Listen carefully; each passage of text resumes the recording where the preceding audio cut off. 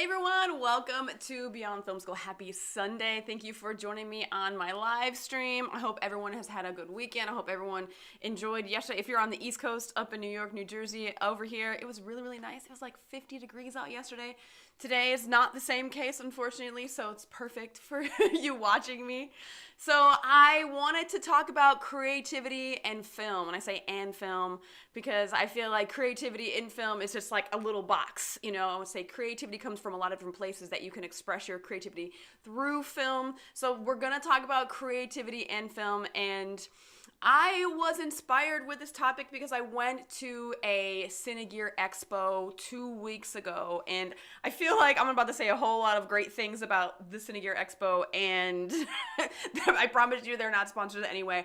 I just had a really good time, and I got put on to the Cinegear Expo because, on-set headsets, they were like, are you going to be there? And I was like, what are you talking about? I have no idea. And then I checked it out, registered, it was free, and then I went, and I was really just happy to go. So if you are joining me, please let me know where you are joining me from. Let me know in the chat. I would love to hear from you guys where you're watching from, people who have come to my past live streams, joining me again, and folks who are new. Let me know if you're new, this is your first time joining me on a live stream. I would love to hear from you. Now, throughout this live stream, definitely you can put a question in there. I always welcome questions. I love answering your film industry questions. It doesn't exactly have to be related to what we're talking about. You can just be like, hey, what about this? And we will get to them. We'll definitely get to your questions. But if you are a channel member, you definitely are going to get priority. That is something that I give to my channel members. If you are not a member, I encourage you to join because I have exclusive videos. You get priority for the other videos that I release to everybody. I do have another member video coming up. It is about interview questions. I go over film interview questions that are particular to the film industry, and maybe sometimes there are some more common questions just overall in interviewing. So I cover that in my next member video that should be out next week. But my next regular video for everyone is going to be the top 10 pet peeves. And my subscribers, I put it into a community post and I asked you guys what your pet peeves were. And definitely a lot of them made the list. So I'm really glad that you guys participated. And there was one comment that got a lot of likes more than others. And I was like, okay, this is definitely something that is definitely prevalent in the film industry that people get very annoyed with. So I had a lot of fun I shot that video last night, and I'm going to edit it after this live stream because I've realized to shoot after a live stream is kind of too much for me, so I leave the editing after a live stream. So Obi-Wan with me, or Obi-Wan, oh my god, Obi-Wan Martin, thank you for joining me. Hello. Let's see. Oh, I am having a nice day. Thank you. I hope you guys are too. What time? Where? Obi-Wan Martin, what time is it for you? I always forget. It's like 7, 6. I have no idea. But thank you for joining me.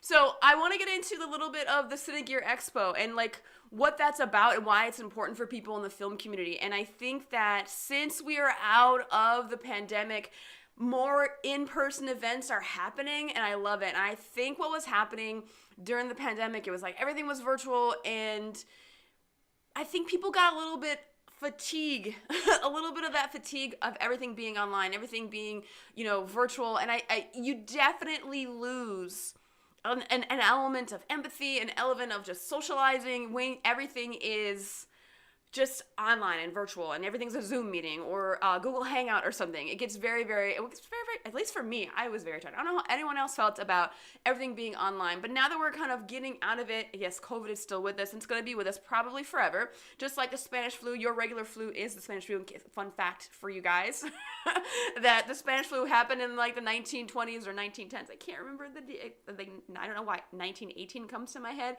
but what we have now, the flu now, is actually the I guess residue of the Spanish flu. So it's always going to be with us, but we're coming out of it and we know how to deal with it and our immune systems, all this stuff.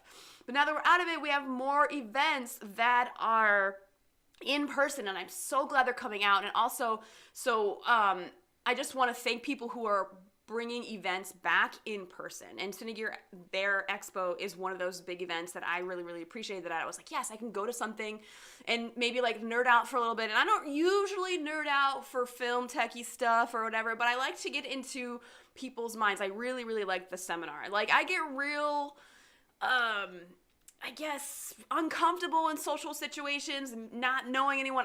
That's why I go by myself, because I have to evaluate and like push myself in a social direction. I don't know if anyone else has problems with networking or meeting new people, but I definitely do.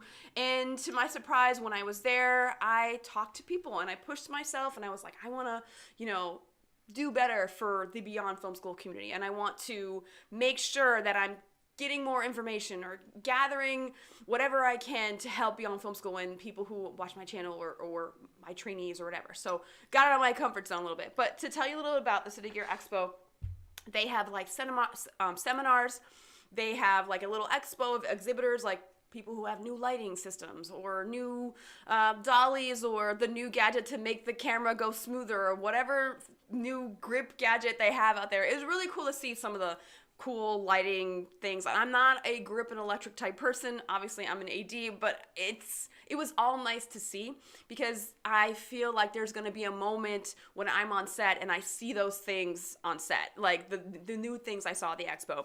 So the City Gear Expo, they have one in LA, they have one in New York, and they have one in Atlanta. And Atlanta, they have it, I think, in October. I think the one in LA is in June sometime. So we just had our, the New York Expo was the 11th, 10th, and 11th. It was like Friday, Saturday, Sunday.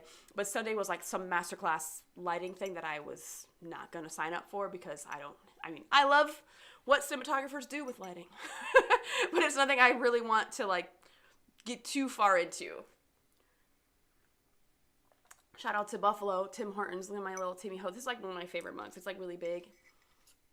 I don't know why Always is super huge, but like Always Fresh, guys, I don't know. If you're from Buffalo, let me know, because, that's my hometown. In case you guys didn't know, Buffalo, New York is my hometown.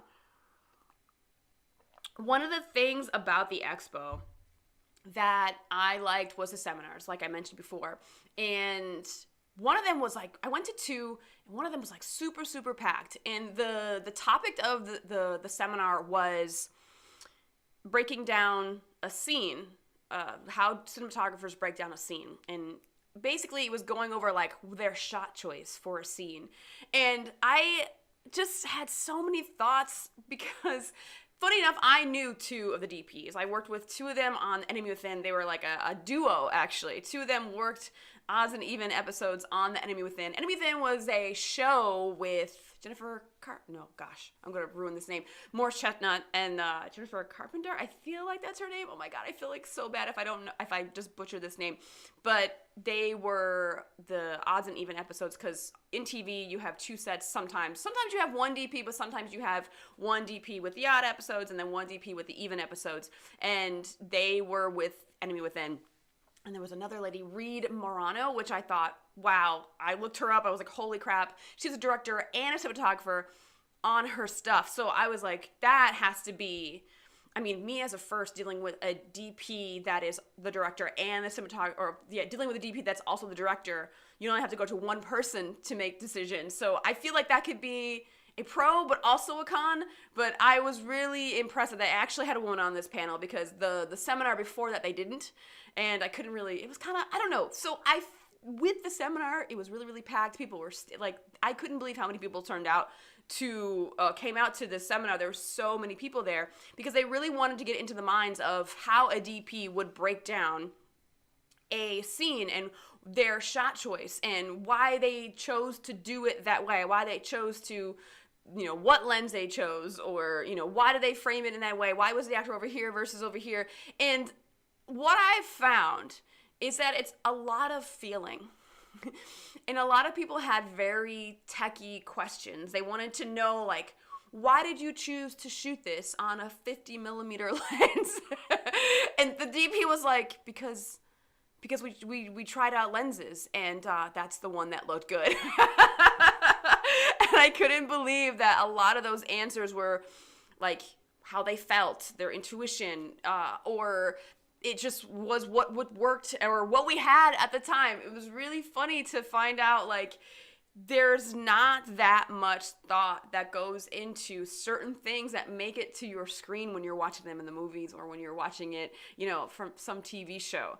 And I found that so interesting, that I think a lot of people who are coming up in the film industry who want to be direct photographies or they want to be directors, and they are that creative team, that you don't really have to follow a formula.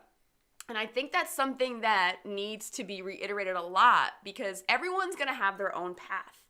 Everyone's going to have their own way of doing it. And I think that a lot of people who haven't done it yet, they get real caught up in like, well, what were the steps? What was the structure? Like why did they choose this iris over this size? Or why did they, and like, trust me, there are things that you want to do creatively where you might have to, making sure you have the right settings for that shallow depth of field.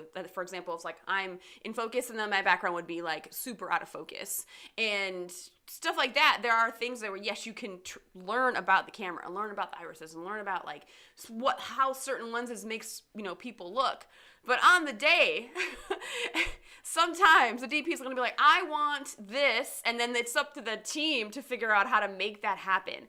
So many times I've worked on a set and the director will ask for something and the crew would have never done that before. So they're going to try and figure it out. And I have seen key grips like rock their brain on how to do this, like do a certain thing. For example, the one movie that I worked on, we were doing a car crash, and there was this car coming this way, cars coming like this way, and like he like T-bones the car.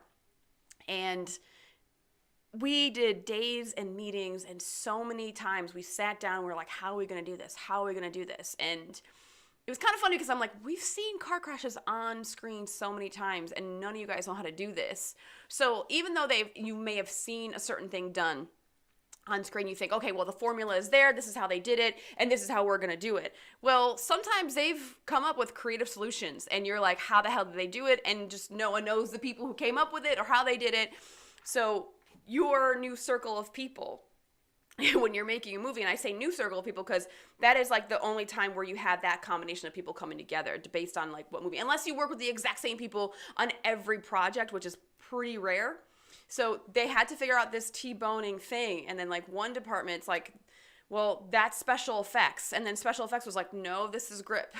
And then the other department was like, I don't think it's that. I think it's going to be this. And it's like, holy crap. It kept going back and forth until someone was like, okay, this is what we do. We shoot it in reverse and we do this and we try this. So ultimately on the day, what ended up happening is that we had to try certain things to make sure that we were prepared for a number of scenarios. There was like a plan A, plan B, and whatever, but we tried it and then it ended up working out. We did the first take. It was like this, we played it in, like we shot it in reverse to make sure that it was like safe and all that stuff where our stunt driver was safe.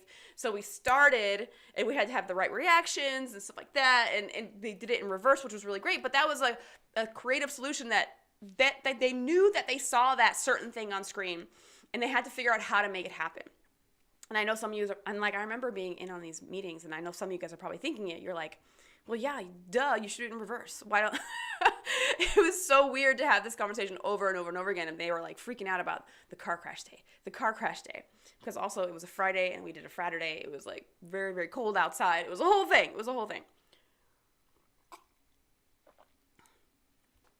So another part of creativity is dealing with the parameters that you're shooting in, and a lot of the times when you are shooting, when you're the director or director of photography, you are going to be limited.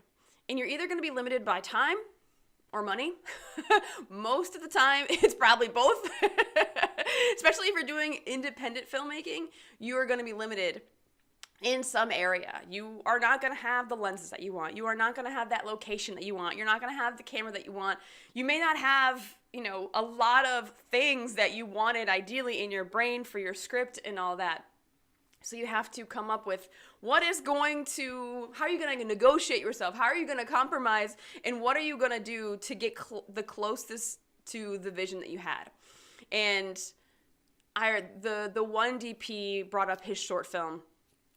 And it was like this little, I think, very minimalistic vampire short film. And I remember watching it and being like, oh, this is like fairly simple. And like, oh my God, how they were like in an airplane hangar place. And I was like, how the hell did they get that location? Which airplane, any type of setting film location that involves an airplane is very expensive. Just know that if anyone has any type of airplane or even at the airport, anything that involves an airplane or an airport is going to be very expensive location-wise. They do not, it's all because of the TSA and security, obviously, right? So anything that involves an airport or airplane is very, very expensive. And I remember the DP saying that was the one thing they spent their money on. They were only there for 3 hours, and they were like climbing over this gate. And I was like, wow, they really had to have had that location. So a lot of the times you can steal a lot of stuff, but when there's fences involved, you're not stealing anything. So he had this little short film, and he's a well-established DP, and there was nothing that fancy, right? And I think the discussion that was had after we watched his short film was having something be pure cinema, right? There wasn't much dialogue. And when any DP says pure cinema, that means the actors aren't talking and it's all images. I don't know how you guys feel about that. But when anytime someone says pure cinema, it's like just images. And you're just taking in what you're seeing, and you're not being led by the dialogue of the actor. And I feel like maybe the actors probably said maybe 2 pages of dialogue through this 20-minute short film. And I was surprised that the other DPs, and sometimes I want to look at it objectively as I can. And everything was beautiful. Such wide, slow shots, and a very slow edit where you just like took in what you were seeing. And I think that's what they mean by pure cinema, where you don't have to have that fancy Steadicam move. You don't have to have that fancy crane shot or that drone shot. Like, yes, we see more and more things as we are watching more and more things. And as we progress in, filmmaking, we are doing bigger and crazier things, right? We're trying to advance. We're trying to, like, e-cars and like like all the things that we have that are like advancing and doing all these fancy things. Yes, it makes for a more interesting thing that you're seeing on screen. It makes for something more interesting, but also sometimes it can be a distraction. Because I think sometimes this is what happens with a lot of directors and director of photographies is they get caught up in like what new gadget they can use, right? And sometimes that new gadget doesn't necessarily serve the story exactly the way you think it should, or tonally, if you look at a story, you're thinking, oh, well, why would they do that this way? Why would they do that handheld versus Steadicam? Why wouldn't they just do a steady dolly shot? Sometimes the more simpler things that you choose to use as a director or a director of photography is the more beautiful shot. And you just like, if you're able to just take in the images, and I know that we are definitely battling the attention span of everyone that's watching and everyone that is going to be viewing your movie. And you're definitely worried about the goldfish effect, because I saw something the other day where it was, gosh, I don't know if it's true or not. What was I? Oh God, I think I was watching the Vox like Mind Explained. I love that stuff. But they're talking about how apparently our attention span has gone from like 8 seconds to 4 seconds, and that's like worse than a goldfish or something, which apparently is a myth or whatever. But if you are captivated, you will keep your attention on the screen. If something is utterly beautiful, human nature is to keep looking at it. And this is in essence why people get stared at. We're like, wow, that person is beautiful. Okay, I want to go to the chat and say hi to, Obi-Wan Martin. Yes, Saeed. Hello. You are a member. I want to give you a shout out for being a member. Thank you so much for being a member of my channel. I appreciate you for being a member. Oh my goodness. Yadhir. Oh my goodness. I am saying your name wickedly wrong. I apologize. Will the films in the future be more and more including a lot of CGI, visual effects, and sci-fi kind of? So I can't really speak to like the future of film, but here's the thing is that, like I said, with using the gadgets and making sure that it's actually serving the stories, and sometimes, I mean, look at Avatar. They spent like 10 years making that the second Avatar movie, and because it was like a special way that they use visual effects, right? We're able to tell stories in a way now that is way not much easier, but we couldn't do certain things now that we could do in the 30s, 40s, 50s, and 60s, 70s, and 80s, even the 90s. You're like, wow, in the past 20 years, filmmaking has advanced so much just by CGI. And I think maybe the question behind that question is CGI, and a lot of people have asked this, like, are they going to replace the human element that you see in movies and TV, right? Like, I don't know when we're going to get phased out. I think we're at least 100 years from being phased out entirely. I hope. I don't know. By that time, I'm not going to live to, 150 or who knows. What am I saying? Who knows? The advancements on age and all that too. I'm going to backtrack all of this stuff. We don't know where things are going to go. They're going to keep advancing, and they're going to keep getting fancier and fancier. But then I think what happens, and there's the power of simplicity, right? As you see more and more movies that are shot in such a fancy way, and so much CGI and so much visual effects, and everything is like all over the place and on your screen. When someone reverts back or goes back to just the basics of a wide shot and a slow pan, or just, a medium shot with two people. And did anyone see the movie Tar? And I want to bring, because I watched this. It was an Oscar-nominated movie. Kate Blanchett was amazing for her character. I didn't really care, not really care, but it definitely wasn't Best Picture, right? But the shots that they had in that movie were so simple. And what I noticed with the director is that he liked to take a wide shot and just leave it there for a whole, like, crazy amount of dialogue, like a whole conversation, like 2, 3, 4, 5 pages. And it would just sit there in a wide shot. One shot that really sticks out to me was, there is a shot, and I probably should find it somewhere, but there was a shot where they're sitting in the auditorium, and they sit down, and it's really wide. You can see the stage, you can see all the seats, and they sit like maybe 3 or 4 seats from each other, and then the camera's behind them the entire time. They're talking, and I was like, what is going on? I'm like, I was with it, but my boyfriend who was watching with me, he was like, why would they choose this shot? I'm like, I don't know, but you see a little profile, you see this little, like, going back and forth, and just wondering why they chose that shot. We don't know why they chose that shot. For all we know, they only had like 20 more minutes to get it, and that was the only one that they had. We have no idea. Now you're thinking, well, that was a big budget movie. They had a lot of money, and there's no way that they didn't have time in that, that auditorium. Well, we don't know the parameters that they had to shoot in. And that could very well be, like, you're trying to think, like, oh, what is the director trying to say to me? Well, the director's not trying to say anything besides, we needed that scene, and that was the only shot that we could get. And that's what I want to get into, like, the limitations that you are given when you are filming, because sometimes you have maybe 1 hour to get this scene, and that's it, and then you're kind of forced into a corner of, like, this is all we have.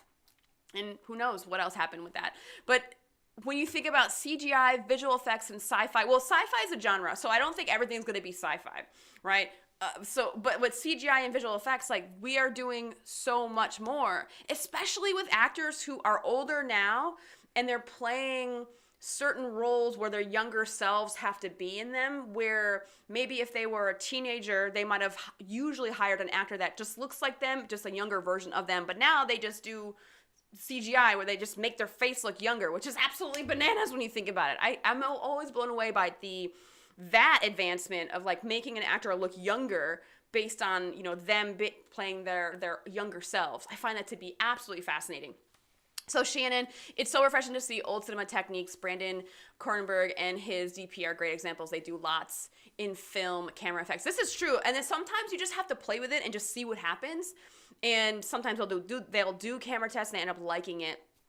So Obi-Wan Martin always been of the belief that camera movement should serve the story. This is true, but a lot of times you see that it doesn't. And for me as an assistant director, when I've been on set, and you can feel it. And I think a lot of the times we are blinded by just the thing that we want to use and not what does serve the story. And I think that you really should tap into your emotion, because here's the thing is we're telling stories and you're tapping into emotion, right? I'm sorry, we're human beings.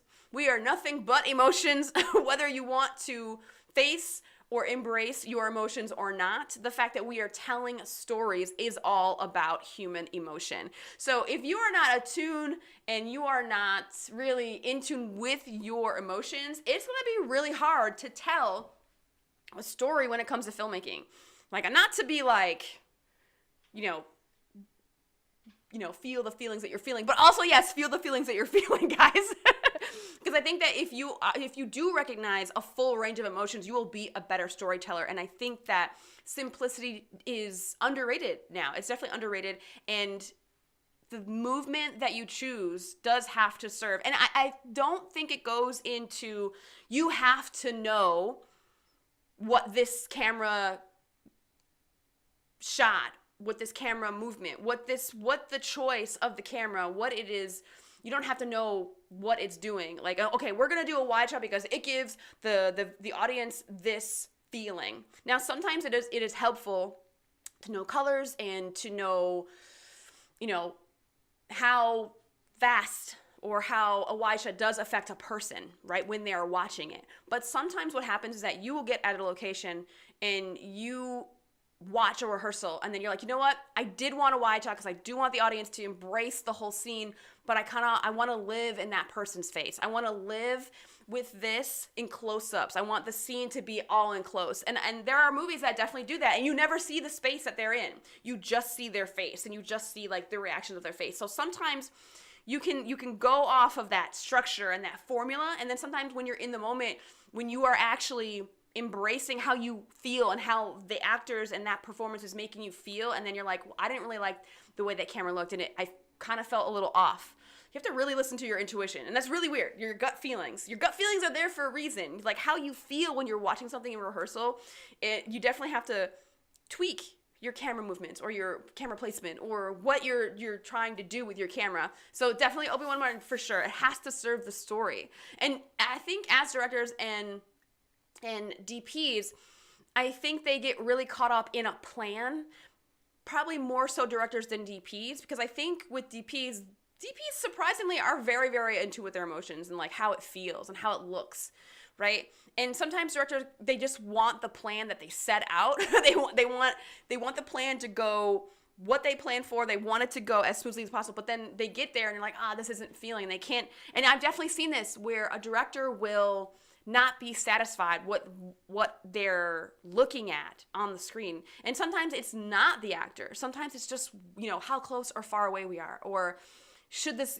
are they making a certain move or something? So it's all about like watching it, feeling it out, and really kind of getting into like what you're seeing at the time and not worrying about the formula that someone said, oh, this is how you do this, Okay, so, no, I mean, will there be public for movies like The Rules of Game because of TikTok? YouTube, everyone's attention span has become so less. It is true that the attention span has become less. And I think, I don't know, maybe you have to explain a little bit more on that question. I'm going to go up. Let me see. I'm going to go up to your question to get a little clarity. Also, hi, Kirill. Thanks for joining me, Kirill. He's probably hopped on for a second, just like he always does, and now he's gone. Okay, so I missed some of the comments. Shannon, will the film in the future be more and more including a lot of CGI? I don't know. I guess maybe expand on your next comment. I really wish you had Veer. Oh my God, I feel so bad. I cannot pronounce your name. Spell it out phonetically for me so I can. Okay, so Shannon, it's so refreshing to see Olsen. Yes, we do. Okay, highly recommend an infinity pool, and I'm going to write that down. I'm actually going to write that down because anytime anyone suggests something to me, I kind of want to. Infinity pool, I think I heard of that.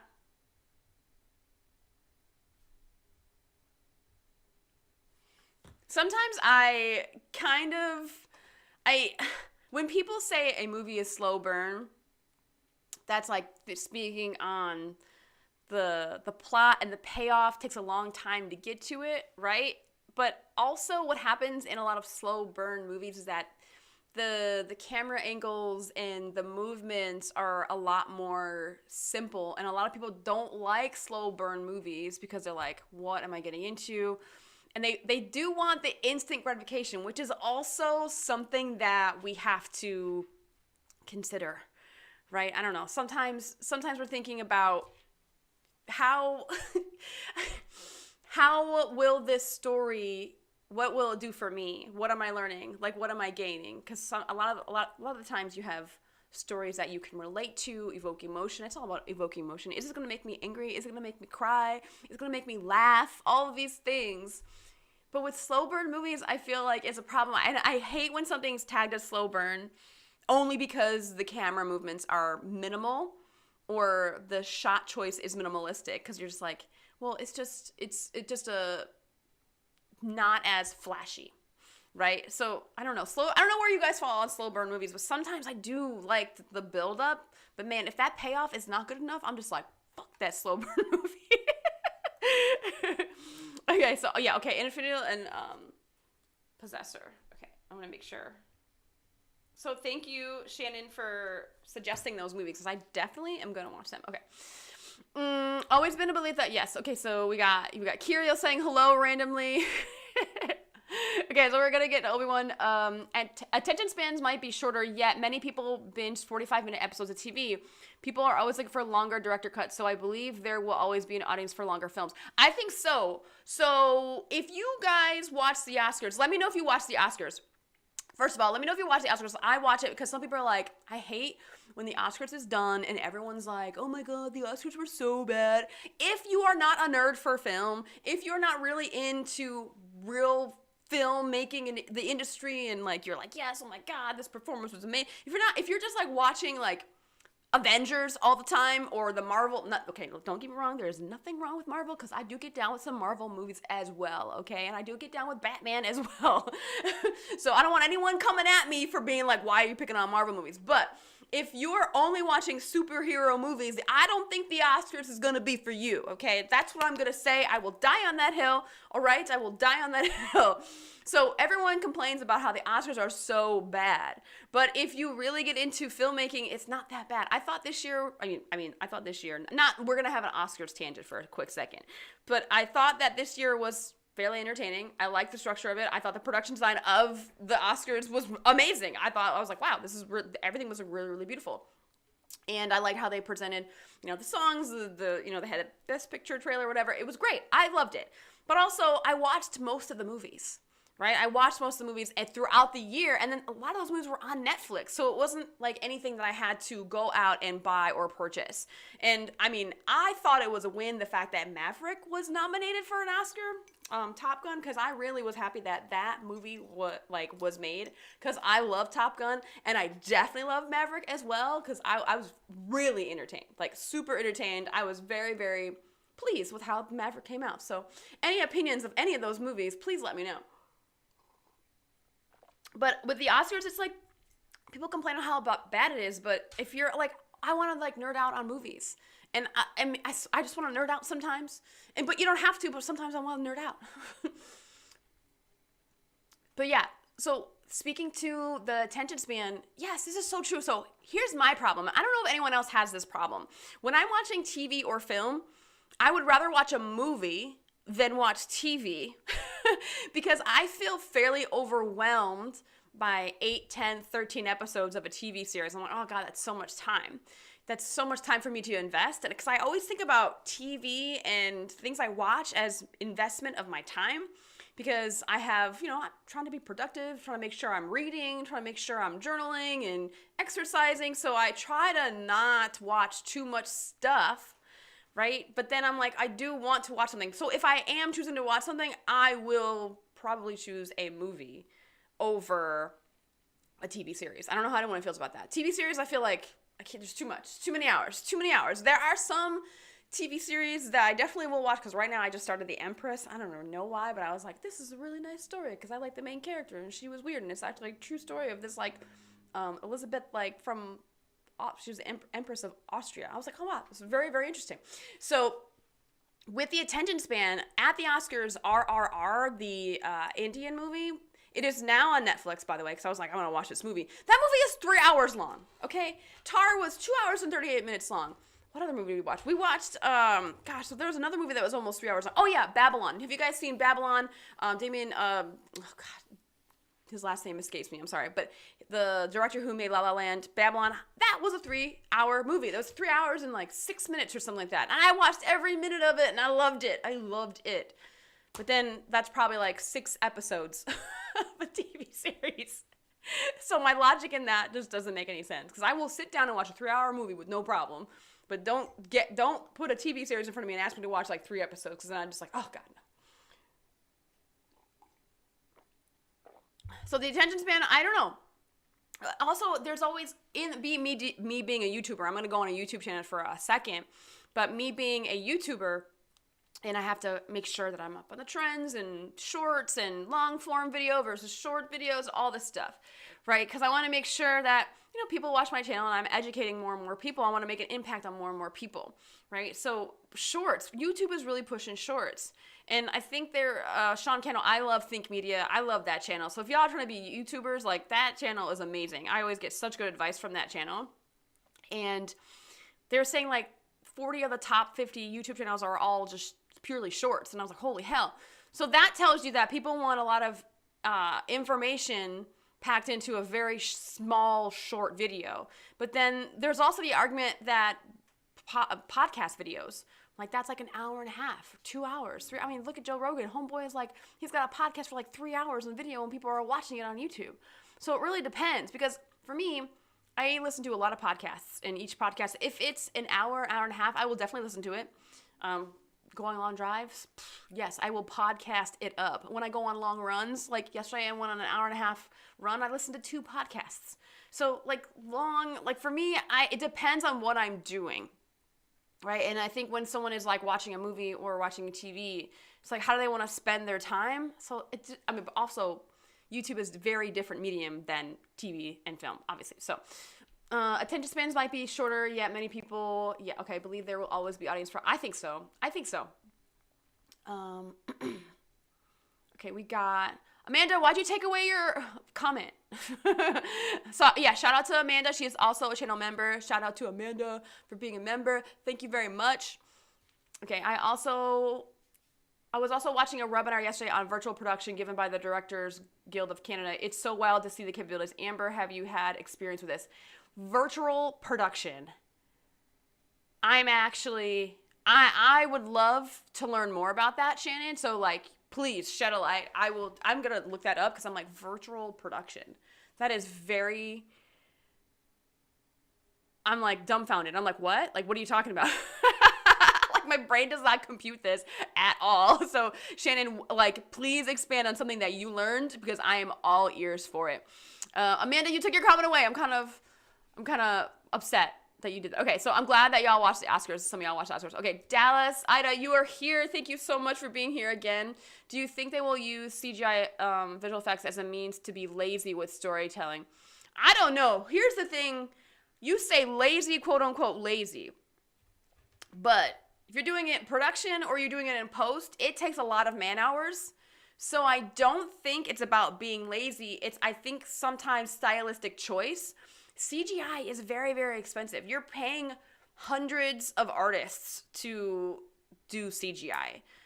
And for independent film, maybe you might have a few less, but then so many hours are going into CGI. So I don't know if lazy is the right term. I think people are choosing to do CGI because you can achieve things in CGI that you cannot achieve practically. And sometimes they don't have enough money to achieve that practically in production. So I wouldn't say lazy. I wouldn't say lazy at all. I think it's just a matter of like the means that they have to make that happen.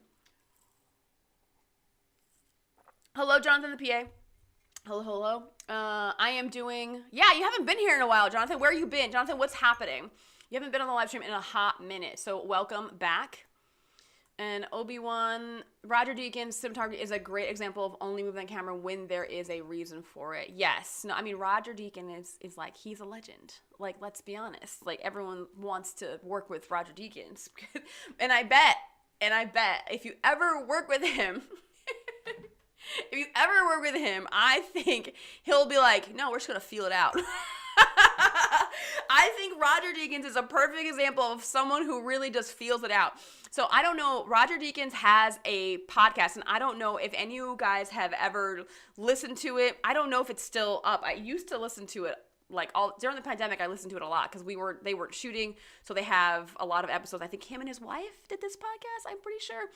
But they talked about some amazing things, and a lot of things that I've learned from him through his film experience is just trying it out, seeing what worked, which is like he's not really following a formula, and his story is amazing because he didn't really follow the path of like a director of photography that you would think like, oh, going to film school. I think he dropped out of film school or something like that. I could be very, very wrong, but his story is different where it was like I think he went, but then he ended up, I don't know. I really got to get my story straight. Yes, thank you, Obi-Wan. Damien Chazelle. There we go. I always trip up on his last name. I don't know why. Watched half of it. Now, it was very long, but I'm glad that they brought back all the categories because, oh my goodness. Like, I'm not the only one that noticed this. And I went straight to Twitter to see if anyone else noticed, but when they got to the crew members, like hair, makeup, and like the wardrobe design, and what was the other one? Oh my god, hair, makeup, and there was another one with like crew member. Oh yeah, editing. It was like they didn't give everyone the time, and they just like cut off the next person that wanted to speak at the microphone, and I was like, oh man. And like the first time it was like the Indian lady that won original song, I think, because RR won original song. And then they cut off like the Asian lady, the other Asian lady, and I was like, what is happening? And then like the editors won, 2 white dudes won, and then they just got all the time to talk, and I was like, I am not the only one that noticed that shit. I'm not starting any fights. This is all peace here, okay. But it was a long broadcast for sure. So Obi-Wan, there are rumors Avatar 3 will be releasing a 9-hour cut as a TV miniseries after it releases in cinema. You know what? I wouldn't even doubt James Cameron for that. He would do some big ass thing like that. He definitely would. I'm falling behind in all the chat messages, guys. Thank you for chatting with me. I love this. Let's see. Amanda, even though it was adopted into a screenplay, The Whale, the way they told the story with the camera work, even though it was originally a play, it is one of my favorites of the season. I didn't watch The Whale. I didn't see it, so I have to watch it still. But, you know, a lot of people are complaining that they had to make him into a fat guy, and I don't know how I feel about that. Like, there are actually people very upset that they had to put fat suit on him. I don't know how you guys feel about that, but that, I don't know. I do want to watch it because I want to see his performance. I want to see it because everyone says it's amazing. So I definitely want to watch The Whale as well. Okay, you can call me Veer. V-E-R. Veer. Okay, Veer. And yeah, those movies sometimes are so boring because of the build-up. I fell asleep while watching a movie from 30s. Just wanted to have knowledge of how cinema evolved. I think you mean evolved. So yeah, I love watching older movies. Any movie with Jimmy Stewart, I will watch. I don't know. I definitely suggest Mr. Smith Goes to Washington. And this was a movie that my history teacher in high school made us watch. And I was just like, this is amazing, because he was talking about the filibuster and how he was explaining the court proceedings and how it works and how Congress works. And he was up for, there's a really good scene where he's about to, he's really going hard, and he's debating, and because you can be, I don't know if it changed now, but when you do a filibuster, you can speak as long as you humanly can. And he spoke for 23 hours and passes out. But any movie with Jimmy Stewart in it, I love it. And it is hard to watch those movies because you are not used to, maybe sometimes you might have things not be as smooth or as fancy, or because the camera just literally stays there, and you're watching everyone move around in the room, and you're like, why are there no, but then they had crazy bigger cameras back then, so they didn't have, the advances that we have now. So I definitely would, and that's good for you that you're watching older movies for your film education, for sure. So I appreciate that. This is something good that Veer mentions, that you should watch older movies, even if you get through half of them. Now, I have been trying to get through Some Like It Hot with Marilyn Monroe for the longest time, and I always get through to the 45-minute mark, and then I end up falling asleep because I always watch it late at night. It's really weird. I fall asleep to old movies, apparently. I'm watching them at the wrong time because I need to watch them when I'm focused and I'm alert, so I can actually take in the movie. I was trying to branch out of my Jimmy Stewart, like, bias, I guess, when I'm watching older movies. Virtual production is basically doing visual effects on set. It's what? Oh, okay. So, yeah, no, visual effects on set, that happens a lot. I feel like that I'm not understanding that properly from what you mean, but visual effects on set, like, we do a lot of it. We do definitely a lot of it. But I'm going to look more into it because now I just want more education on visual effects. And I'm going to make another note. Shannon's giving me, like, knowledge. Shannon is, like, expanding my horizons. So thank you, Shannon.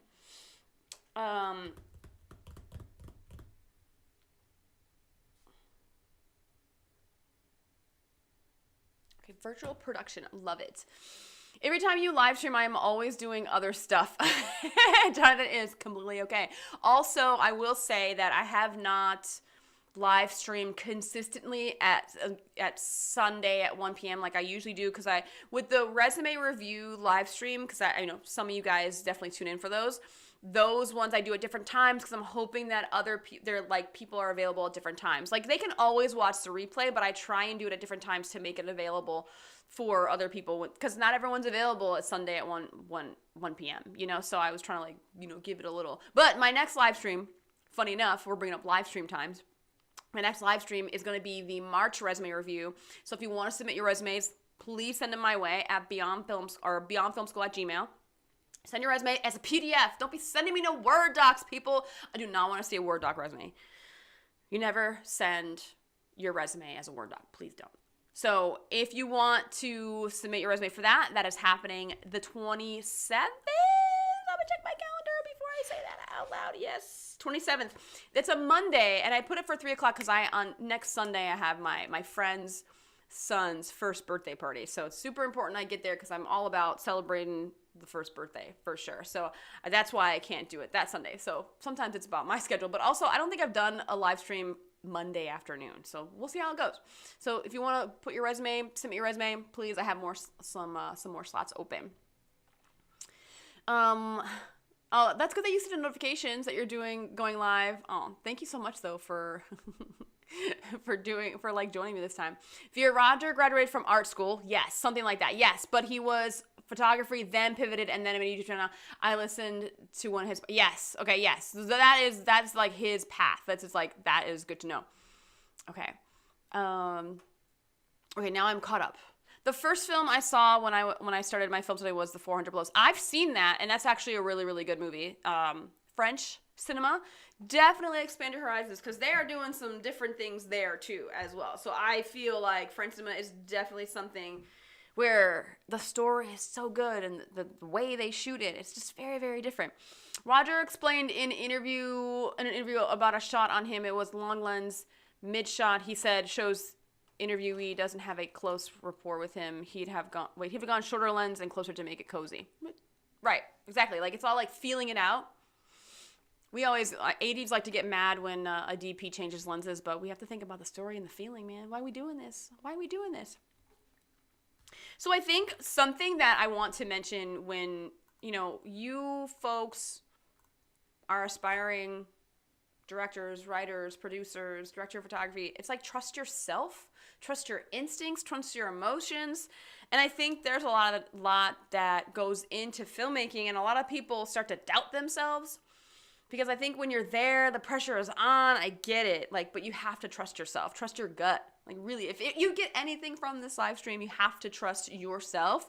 Because essentially, if you are trying to tell the story, if something that is written by someone else, but especially when you wrote it, where that feeling and emotion comes from. So definitely, if you are directing or you are shooting something that you wrote, you have to trust yourself. 100%, you have to trust your instincts. And some people don't trust their instincts because they have self-doubt and they keep second-guessing themselves. But I have had so many instances in my life where I'm like, okay, I'll go along with what this other person says, and then be like, no, then it turned out the way I thought it would originally by my own instinct. So that tells me all the time where I'm like, I'm going to trust my own instincts with this. So definitely trust yourself. You have to know yourself a little bit more, a little bit deeper. Don't try and put on the facade. in order to trust yourself, because you have to know yourself in order to trust yourself, which is like, I feel like it's just like a rap or something. It's so bad. I'm like rhyming. It's really, really bad. Okay. Well, I have to go. I feel like there are some, I can't approve all your things. I feel really bad about the chat. There are some things that I can't show, unfortunately. I don't know. Let's see. I can't even show it. So bad. So trust yourselves when it comes to filmmaking and your stylistic choices, emotional choices. 100%. You have to trust yourself. And try it and see what happens. Because you have major, famous directors, DPs who will be on set and you're expecting some mind-blowing thing. But then they're like, let's just try it. Let's just see. Let's see what it looks like. It happens all the time. So if they're doing it, they're a human being. You can do it because you're only a human being. We're all just people. Okay? And I've definitely seen this more than a handful of times where it's like, I have very rarely done a show where everything has been like formulaic and like now don't get me wrong, there is a structure, right? Especially when you're writing, there's a structure you have to follow, but you can, bend the rules sometimes. But when you're writing a script, that's for sure, you have to follow a certain structure. And when you're on set and you are in production, there is a structure that you follow, and sometimes those things change. I mean, one of the pet peeves I do mention is involving rehearsing. And I have definitely been on so many movies where we don't rehearse and we just shoot it, where the director does not want the actor to rehearse it. They want like the blind performance. Like they don't go through it. On camera, they just want the fresh, that's like the first take. To be unrehearsed. So there are some times where you don't get a rehearsal. There are some times where, the structure can be, or the formula can be messed with, and you can bend certain things. Like there are definitely some techniques of directors where, like, I forget what director it is, but there are techniques that are like torturous. 30 takes. If I was an actor and I can't remember. I think Scorsese does it too, where you'll do take after take after take. I would just be exhausted as an actor. And then, certain surprises that directors like to use. So withholding a certain plot line from actors to get their true reaction, where they don't have to actually act it. They just want that raw emotion in their movie, which sometimes I feel like that's you're not letting the actor act, but they're looking for something more pure, and I get that too. So don't be afraid to try things and get away from the structure. I know there is a structure to filmmaking. I know that. But sometimes those rules can be bent. And I guess a safe rule is to know the structure and then you can bend it, right? To know the formulas and then you can change it. But also, sometimes you can't know everything. You don't know what you don't know. So I will say just try it, trust yourself, see what happens. And I wanted to go over ways to inspire creativity, because some people kind of have that dry spell and they're like, I can't think of an idea. I'm writing this thing, or they might be in a place where they have to shoot this weekend and they're just not feeling it, or they can't come up with their shot list. And what inspires creativity? Now, there are so many different ways that someone is inspired. So however you are inspired, like whatever gets your creative juices flowing, put it in the chat, because I'm very, very curious to know. And it might be something that I might say, but I am happy to definitely like make your inspiration known, because that could inspire other people as well. So some things in order to inspire creativity could be some things that you don't want to hear. But I think the first thing about creativity is clearing your mind. If you are ruminating and you are like dwelling or worrying and you have anxiety, if your brain is full of anxiety, it leaves no room for creativity. Just know that you have to clear your mind. And you're like, how do I clear my mind, Amber? The world is a mess. I have to pay my bills. I need this job. Or like you're worried about so many things, or like my kid is sick, or whatever it is. And you have to clear your mind. Ways to clear your mind. And this is something I do. I write in my journal every day. I'm trying to get more and more, because usually I would write in my journal like every week, or like every 2 or 3 days, or maybe I will go a month without writing my journal, and I'm like, holy crap. So I write in my journal because I want my thoughts to get out of my head and onto the page, so I can actually progress forward with whatever project I am trying to do. If you do not have a clear head and you do not get your stress and your worry and your anxiety out of your brain, you will not be able to be creative. And it is crazy that people are like, journaling is woo-woo. No, journaling actually gets the thoughts on the page. So it's like once it's written out, and sometimes you can actually verbalize it too, it actually makes it like does clear your head. There's like a scientific thing where it's like a release onto the page where like now it lives there. And if you do have a worry, if you do have something, you can always go back to it and be like, oh yes, I was worried about that, but now I'm not. It's really weird how that works. So journaling is one way to clear your mind. Another way to clear your mind, obviously meditation. I do not meditate. I mean, I do some prayer. I do some praying to the gods, but meditation definitely is a way, and I wish I probably would. I mean, I wish I was more versed in it, and I wish I probably did it more. I think that people get a little weird when it comes to meditation, but even just like sitting down in silence is meditation, guys. Having no podcast, no TV, nothing in front of you, just like the noise in your space is meditation. Just like sitting there and not taking in anything. Not having something playing, music playing, something, because this is a bad habit of mine, where I will always have something on, like podcast-wise, music-wise, and I have to just, okay, I'm going to have silence, nothing in my brain, and that actually helps like clear my head a little bit more. Another one is exercise, and everyone hates this one, because everyone's like, fuck you and your exercise, Amber. Yes, I run, and I'm like not trying to preach running. You ain't got to run. But you got to exercise. You got to make sure you're moving your body, because a healthy body actually promotes a clear and more focused mind. It is crazy and people are preaching it, but I will say exercise actually helps. For me, when I go for an hour run, when I go for an hour and a half, I am not thinking about my anxiety of, oh, I cannot write this thing, or I can't think of a video, or I can't. The ideas start popping into my head now because I'm thinking about just running, or I'm thinking about how beautiful that pond looked, or that building looked, or the kids that are playing with their parents, they're playing soccer in the field. I'm like looking at all these beautiful moments. I'm like, oh my God. And then I start getting ideas in my head. So yes, I mean, I had this problem too, and some people think it's for YouTubers to come up with ideas for videos. It's actually somewhat hard, especially if you're trying to post on a consistent basis. And this also can go for people who are filmmakers as well. They're trying to get their ideas, they're trying to get, character arcs, because they're taking from life. And if you just go out and and no one's telling you to run, just walk around the park. Walk your dog extra long. Who knows, right? Just exercising, making sure you're moving your body. And I think Tony Robbins says this, where he's like, if you want to feel better, make sure to move. If you want to like look better, I don't know, something where it's like involving movement makes your body feel better. If you want your body to feel better, do this. If you want your mind to feel better, do this. So yes, you must make sure, like you must exercise. And just also on a just health level, get down and just walk around.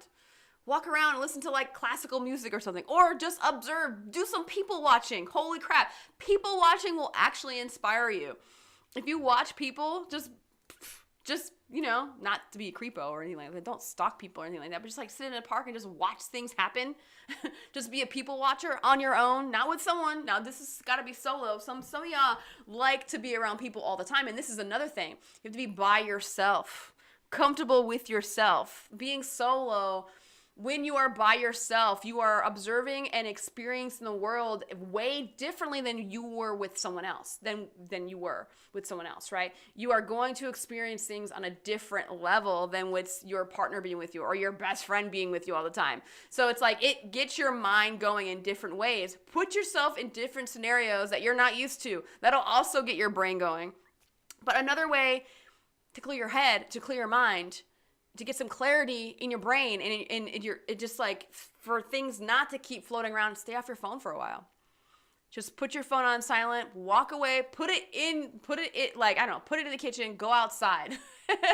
Be without your phone for a while. And this never fails because there have been so many instances where someone has said, oh, yes, I didn't have Wi-Fi and I didn't have any data for a month or a week or whatever, and they came back feeling way more refreshed, way less stressed, way less, like there was something they had to do all the time. And I feel like our phones are definitely affecting our creativity 100%. Save your phone for a little while. Take like an hour break from your phone every day where you're not checking it, you're not checking your Instagram, you're not checking YouTube. For me, this is very, very hard because I'm constantly checking my channel numbers all the time. I'm constantly like looking at my growth, all the things that involve Beyond Film School. I'm constantly checking, and I have to be like, no, Amber, stop checking your numbers. And I think some people who are entrepreneurs definitely will have this problem. They're always looking to see their progress. So I have to tune out, and running does that for me, where I'm like, I will go away for 2 hours and be like, okay, I need to just like clear my head and stay off my phone. Even though it's kind of weird because my phone is playing a podcast. But what I do when I go on trail runs, I don't listen to anything, which is kind of weird because sometimes I can't survive when I'm running. I'm like, I just like to hear something. But weirdly enough, I did a whole run with nothing in my ears, and I was like, wow, look at me, I did it. So yes, exercise. Now, places that you can go, other things that will inspire creativity, right? Clearing your mind, all those things I just said. And then going to places that you haven't been to before, museums, different museums. Now, and I am an introvert. I believe in solo activity. And I think a lot of people are uncomfortable with being alone, but truly I do believe, and I actually just read a book called Alone Time that kind of explored being alone and how being alone actually does different things to your brain, does different things to how you think, does different things in how you act toward, the outside world. So going to museums, and there was an example in this book, Alone Time, where there was like a study done where when you go to a museum with a person, you are not affected by the art that you are seeing on a deeper level the same way as you would if you were by yourself. So, because you are able to see something, you are able to stand in front of a piece of art or whatever it is, and you're able to be like, wow, this is how I feel about it. And you're not like with someone else and they're like, well, okay. And then they're like, you keep moving on to the next thing. I encourage you to go to a museum by yourself and just experience art in a different way. If you've never done this before, please tell me in the chat if you've actually done this before. Please, please, please. Because going to a museum on your own, really, I don't know, for me, I feel like I can really get into how something is making me feel. And if anything, to be better filmmakers and to be better writers and better directors, it's like you need to be more in tune with how you feel and how it's making you feel, right? Getting in tune with human emotion is going to be the root of being a better filmmaker, for sure, like 100%. Another thing is watching old movies, and we talked about this, which is really great that you brought that up, how you watched, I'm forgetting now what movie you watched, but like older movies, watching older movies, being inspired by certain things that they've done, certain acting, certain like things that the actors were doing or the choices that they've made. Watching old movies can inspire you ideas. Now, what I will say, watching old movies sounds like you might be stealing ideas, but everything in life is stolen from someone, it tweaked a little bit and then made to be yours.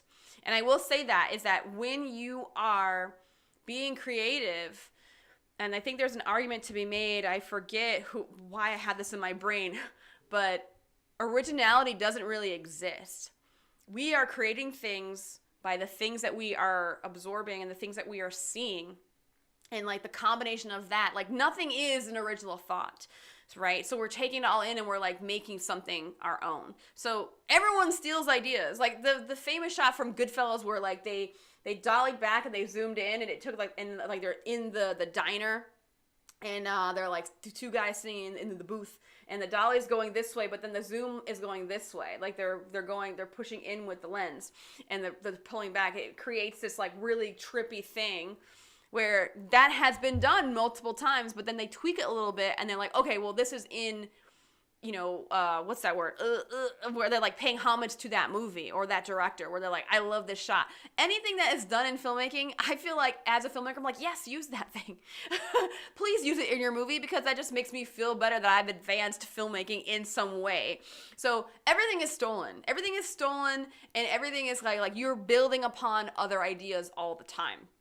So don't be afraid of being like, well, they did it in this movie, so I don't want to copy them.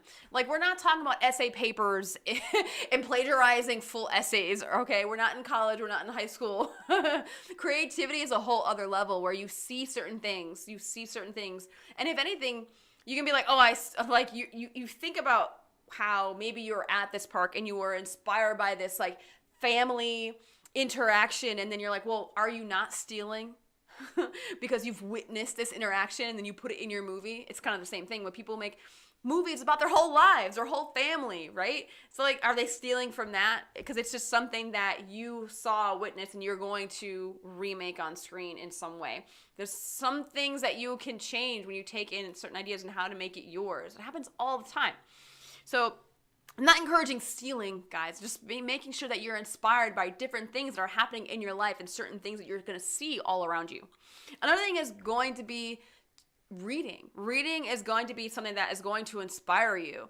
And I read a lot of nonfiction. I don't think the last time I read a nonfiction book, I don't know. All these books behind there are like all nonfiction, except my favorite author, Paulo Coelho. Gosh, I'm so bad with pronouncing names. I feel bad. But like he wrote The Alchemist, and I read every book that he writes. I swear to God, I will read every book that he writes. I love it. But most of the things I read are nonfiction, and I just get, I feel a little bit more clear in my mind when I'm reading a lot, but then also reading gives you ideas about certain things. Like, oh, I never thought about it like that. Like, I read a lot of stuff about the mind, about psychology, people's behavior. I'm now reading the 48 Laws of Human Nature, and it is a very dense book. It's like 700 pages, and I cannot even believe I'm reading this book, but it is so good. The first one was like Laws of Emotion. The next, I'm on the chapter now that talks about Law of Narcissism. Mind-blowing. Just like getting to know people, and like, if anything, this book will teach me how to navigate people better.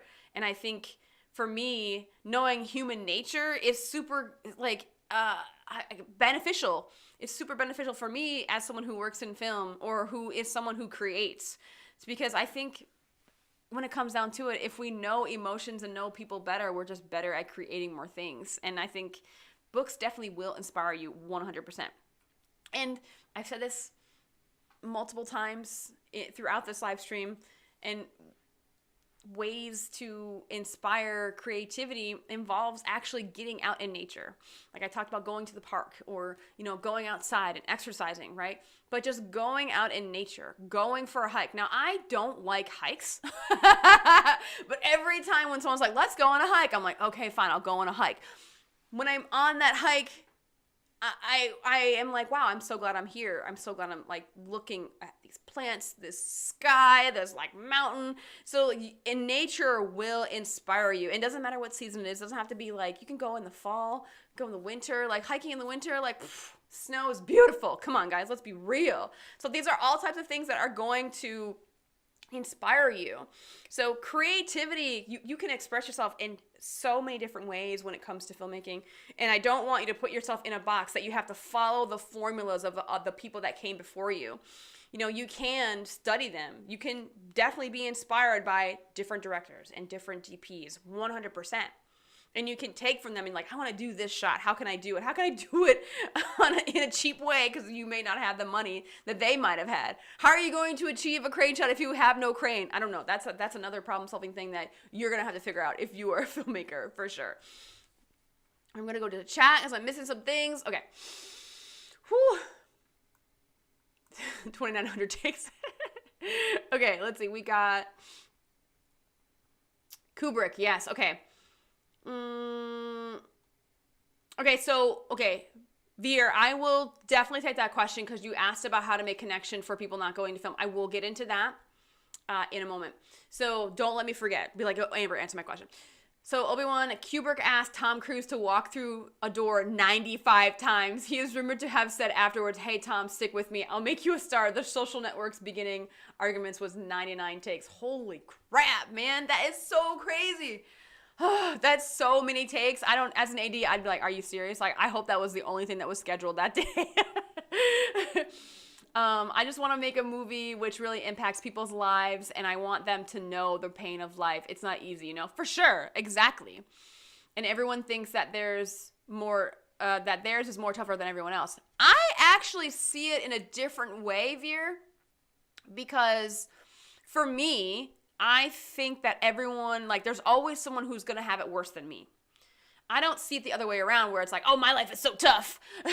I see it the other way around where there's definitely people that have it way worse than me. So that's an interesting mindset that you have, because there are some people who will do that competition of well, when I grew up, this happened. Oh, you know what? Well, this happened when I grew up. And they're having this competition of whose life was shittier, where I don't want to do that. I don't want to have a horse in that race. I want to be I want to make my life better the way I can. And if I can make someone else's life better, I will feel better. And I know that there's definitely people out there who have it worse than me. So yes, showing those types of things on screen, letting people know that yes, it is hard out there for everyone. It is everyone has their own struggle. And this is what I will say. And there's an argument to be made for rich people, poor people, and look, I know, and I have struggled with money my entire life, okay? So I know the struggle of not having enough money to do the things you want to do in life, or even just get the bare minimum, right? But then there are other people in this world who have rich parents who are suicidal. They're drug addicts. But also you have people who are poor who are also suicidal and drug addicts. So everyone's got their own struggle regardless of their social status. So I don't want to make it to be the income brackets argument, more money and more this, more that, and as a poor girl from Buffalo growing up, we didn't have a lot of money. My dad worked paycheck to paycheck supporting 4 people, and me barely graduating high school was that was the dream for my mom. Just make sure you graduate high school. And after that, it was do whatever you want. You've achieved what we had in store for you. But being in that position where you're oh, rich people have it so easy. They don't have it so easy in the terms of they just have different problems. They have, I won't say rich white people problems, but everyone's got their own struggle. And I will always believe that. Everyone's got their own struggle no matter what. Everyone's struggling with their own internal battle. Everyone's been, regardless of income status, people have had their own problems. People have been bullied. You don't know what people are dealing with. People, you can be rich and have weight problems. You can be you can be middle class and have this problem. And all types of things. So I went on a tangent because he just inspired me to talk about people and struggling and telling those stories. And that's why I think whoever you are out there thinking that who wants to hear my story. And I think that's why people get into filmmaking, because you need to tell your story, right? You need to tell your story. And I think everyone's story is worth hearing because everyone's got a very unique story. Everyone's got a very unique experience in this life. So I think maybe I should just inspire myself because I'm who cares about my life? But there's going to be someone that will relate to your story no matter what. So if you are wondering oh, no one wants to hear what I have to write, or no one wants to watch what I have to, what story I have to make as far as what TV show or whatever, your story will resonate with someone else in this world no matter what. That is something I will stand by. Okay, so getting back to Kubrick, at the far end, Jackie Chan once directed a scene in Dragon Lord, the shuttlecock sense took scene. Checks college notes 2,900 takes. I don't believe that. Obi-Wan Martin, I don't believe that. There's literally no way. We'd be there for days. I don't believe this. I'm going to look this up. I can't. The AD was, I don't know, but if the AD was livid, I think at that point the AD would just been a broken piece of a person. There's no way. There's no way that took that long. Yes, you are right. Exercises are important, though. There are times when you are so down, and when you go and play, all your thoughts are in a bin. I am a semi-professional athlete, but I love movies too. This is true. So it really does. When I am stressed out, I go for a run. When I am angry, I go for a run because I have to I have to let the energy out somehow. I have to think about certain things. I have to reevaluate how I reacted or something. So when I exercise, it really does make me feel better. It's chemically speaking. It's not just whatever this weird thing is, universe energy. But no, it is literally you're doing something to your chemical insides when you're exercising, and it makes you feel better 100%. Got to get dopamine hits, y'all. In a healthy way. Endorphins, a dopamine, healthy way. Let's see. I thought I was the only one. I like watching people and things they are doing and then laugh on them. No, I don't know if I laugh on them as in like, haha, you fell. I hate laughing at people who fall. I don't do that, y'all. I cannot be that mean. I cannot. But when I do something, I am always aware of this as somebody watching because I do. Exactly. I think you're projecting your own actions because you think that other people are doing what you do. And let me just say this. People are worried about other people judging them.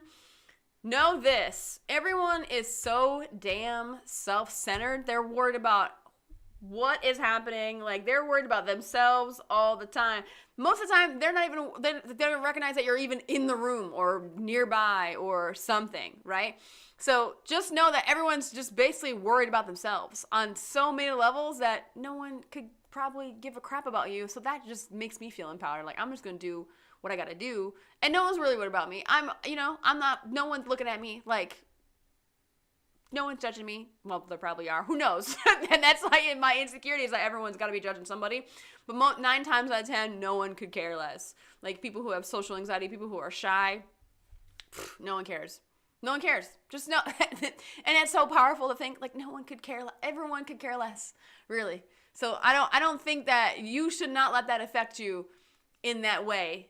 Okay? So just make sure you just tell yourself, no one even, like, and I think that was the one thing that got me to socialize at the Cine Gear Expo, knowing that I'll probably never see these people again in my life. I'm going to talk. I mean, I definitely like stuttered and I did all the things. I'm like, that guy doesn't even remember who the hell I am probably. So I took power in knowing that. Okay. Jay Dugald. I hope I said your name right. Oh my God. You realize that people actually do things with other people. Right. So this is the thing is that I think I really resonate with this so much because I love doing things by myself. I am a true introvert. I love being by myself. I am all about running by myself, exercising by myself, being at a cafe by myself, eating by myself, going to the movies by myself, traveling, solo travel. I am here for it.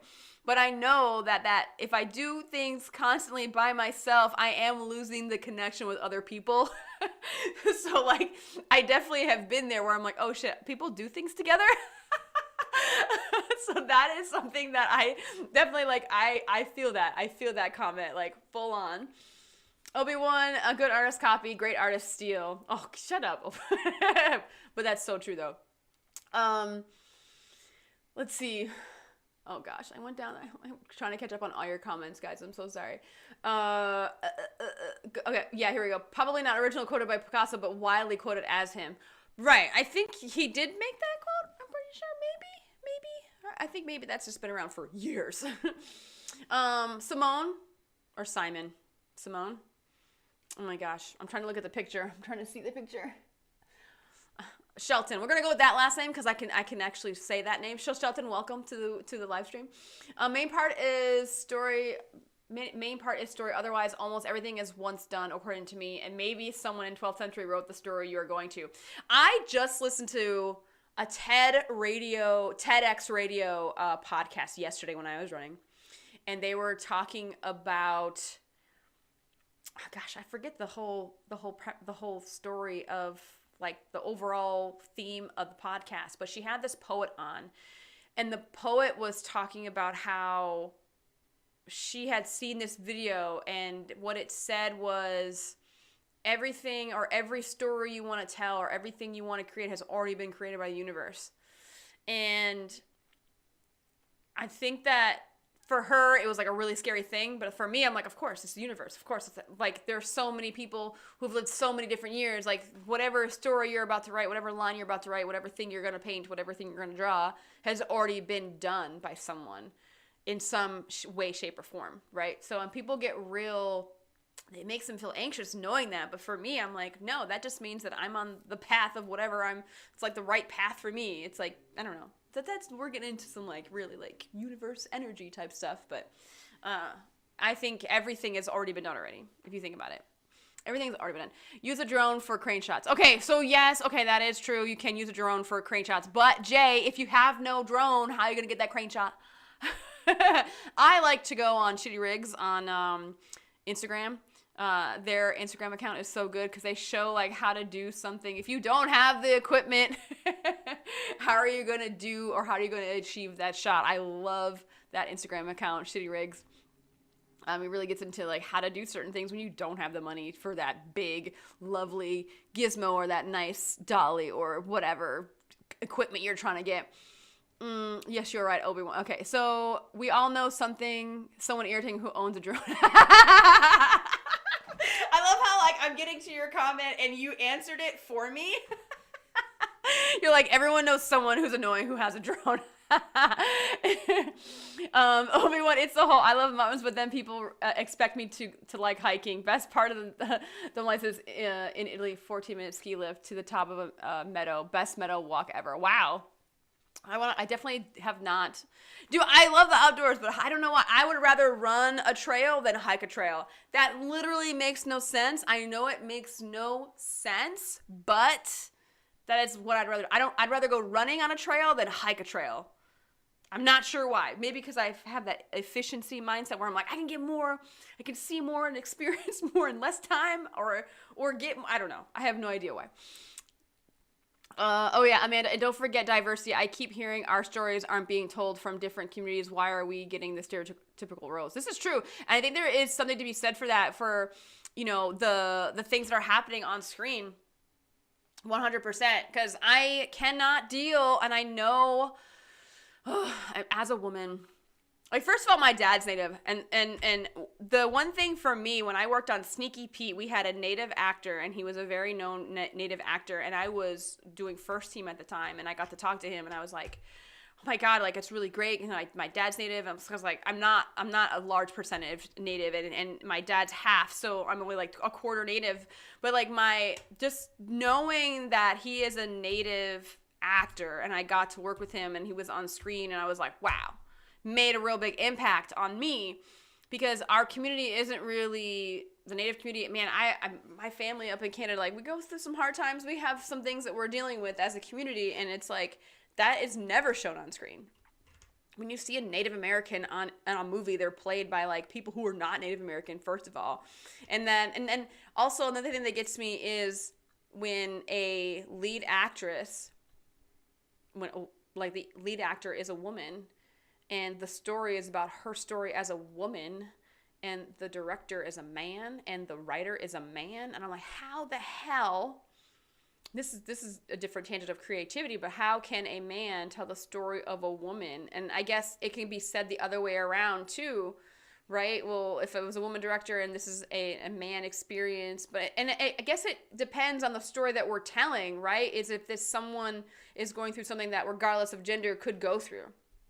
But Amanda, you're totally right. Diversity is definitely a thing, for sure. Okay, it's 7-minute segment broken into sections, so technically not one shot being okay. But the whole segment, but they are all essentially doing the same movement in a hacky sack football match. Oh my God. I don't even want to think about those takes. It just like gives me anxiety as an AD. Okay, the J, that's so funny. Not in LA, they are judging you as well as judging themselves. That's probably why I didn't like LA. I was like, bye guys.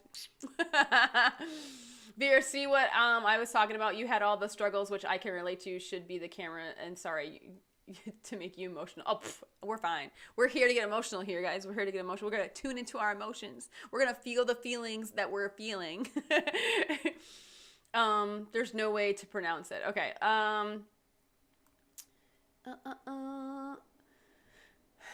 Okay, I think I'm at the bottom. Yes. D, you are right. That's what I laugh at. Like, if you think too much of looking right, bro. There's always... There's always a way. I cannot be stopped. I will make my movie by any means necessary. No, just don't abuse your crew, okay, Jay? Just don't abuse your crew. That's all I ask. Make sure you shoot between 10 to 12 hours. Under 12 hours, make sure you feed them well and pay them well. Okay, that's all I ask. Okay, same as me. That's why I didn't like hike the 3 miles up the mountain to the actual meta. He's talking about how beautiful it was. We like took the lift. Oh my goodness. Oh my God, PA boot camp is joining me. Technically, when you run camera, do you use radio or do you have your AD do the talking for you? What do you mean when you run camera? Do you use radio or do you have your AD do the talking for you? I don't know why I can't understand this question, Lee. I don't understand why I don't know. It could be when you understand other people's story, you can tell that. Yeah, of course. Definitely. Like, I think so. So yeah, I don't know. PA boot camp, I'm not sure what you mean. Like when I never heard the crew. Crew is, literally crew is the background, backbone, oh my God. There's going to be like 15 people who are like stab me for saying that by accident. Sorry. Okay, PA boot camp. I don't know what you mean. I don't know why I can't understand that question per se. When you run camera, do you use radio or do you have your AD do the talking for you? I'm actually not sure what you mean by that. But like when I roll camera, I'd say it in the walkie and then I tell the camera person to roll. Like, I don't know what you mean. Okay. If anyone else has any more questions, I've been doing this for an hour and a half. I'm very, very happy that you guys joined me for this live stream. Couple of things before I go, but I just want to say thank you so much for all your comments, all your questions, and for letting me geek out about film and the mind and creativity for a little while. Thanks for joining me on this live stream. If you guys have any questions, get them in now so I can answer them before I go. Definitely get your questions in now. But a couple of announcements while I give you time to get your questions because there's like hella massive delay. It's kind of weird. I think the delay is better now. I changed some settings. I think the delay is better. But couple of things. Memberships. I have a new member video coming out next week, and we're talking about interview questions. If you are not a member, a couple of members are here. Amanda, Saeed, thank you for joining me on this live stream. I love you guys for being members and supporting Beyond Film School. I love it. Other ways you can support Beyond Film School, there's a super chat, super thanks, like letting me know that you appreciate the content that I am giving you. I always, also like reaching out to me, letting me know how my videos have helped you. I get DMs, emails, comments years later, like years into their career, telling me how my videos have helped them and just helped them progress faster in their career. And I couldn't be any more grateful. I am so grateful for the impact that I am able to make and just the connection and the community that I've been able to build. I am so, so happy to be able to do what I do with Beyond Film School. I'm so, so happy. And so, yeah, show your support. Also, if you want to know all the events, all the trainings I have, go to beyondfilmschool.com. I have my Set PA training happening in May. I have one spot left in my May class. It is happening the 13th and 14th of May in New York City, Astoria, Queens. So if you are trying to, first of all, you get to meet me, which sometimes that is a bonus for some people who have watched my videos for a long, long time and they finally get to meet me in my class. I'm always like touched that they're like, okay, oh my God, I've looked up to you for so long, and I'm like, oh, like crying and stuff. So yeah, you get to meet me, network with me, and network with a bunch of people. Like the training workshop is there to kind of get your foot in the door and have a network already in front of you at that class. So I definitely preach like making sure you're bringing other people up. Oh, yeah, Amanda, give me a shout out. Take Amber's class. It's amazing. But that's the thing, is that like I want to make sure I'm creating a community where we're not competing with each other. We're bringing each other up, because I truly believe there is enough success for all of us in film. And if I can give you a leg up, if I could guide you in the right direction, I am happy to do that no matter what, if you are in my Set PA class. And also you have like the private Beyond Film School group, and also Amanda is in that group because she took my online course as well. And I've also worked with Amanda on set. We worked on set on the morning show. Because she took my online course, we did a one-on-one, and then like I gave her a chance on the morning show, the show with Jennifer Aniston and Reese Witherspoon, and I think John Hamm was in this last season too. So I was able to like meet her, connect with her, and like say like, yes, give her a chance on set for sure. So Set PA class, one spot left. I may or may not have one in August. I don't know. Because the next one might be in February, because I might be on a job and I might not be able to do my class in August. So who knows? So one spot left. I am doing a resume workshop April 13th, April 1st, I'm trying to remember the date. Yes, April 13th, resume workshop. Now, this is a bit different than your live resume reviews for sure, because I just look at your resume, I say, hey, this is what the vibe I'm getting, this is what you should change. But during the resume workshop, I will tell you what you need to have, what you shouldn't have, what you should take off. And then there's add-ons where like you can get your resume reviewed as well. So resume workshop is happening April 13th. I can leave the link for that as well. Actually, I will. Actually, I will look up this link and I will give it to y'all. Yes, I have a couple of things happening this year, and I just member videos coming out. We're going to talk about interview questions. My next video for the public, for everyone who is a subscriber, get the pet peeve video. And please share your pet peeves in the chat. I want to know your pet peeves, guys. Why I get this link? Because I should have been prepared. I should have been more prepared, y'all. I was like, I'm going to talk about it and not put it in the thing. Come on now.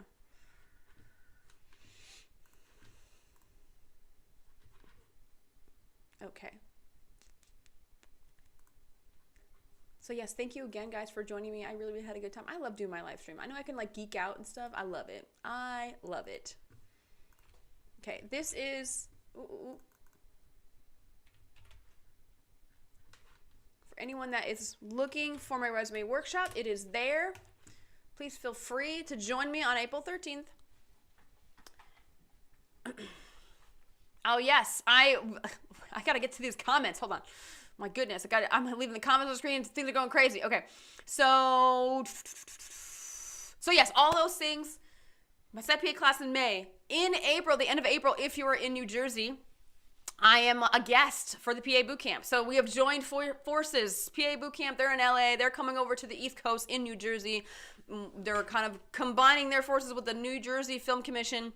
So that also, I will be a guest there. You will get to meet me there. If you want to network with me, hopefully I'll find some great New Jersey PAs through the PA Bootcamp program. I'm happy to be there to like talk with some folks over there. And let's see, don't forget my question. Oh yes, okay, film school. Yes, Veer, thank you for reminding me. So I do want to talk about, Veer, I'm going to find your question further up in the chat. Let's see.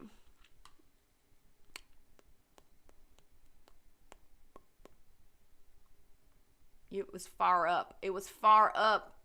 So many comments. Thanks, y'all. Thanks for participating. Oh my goodness.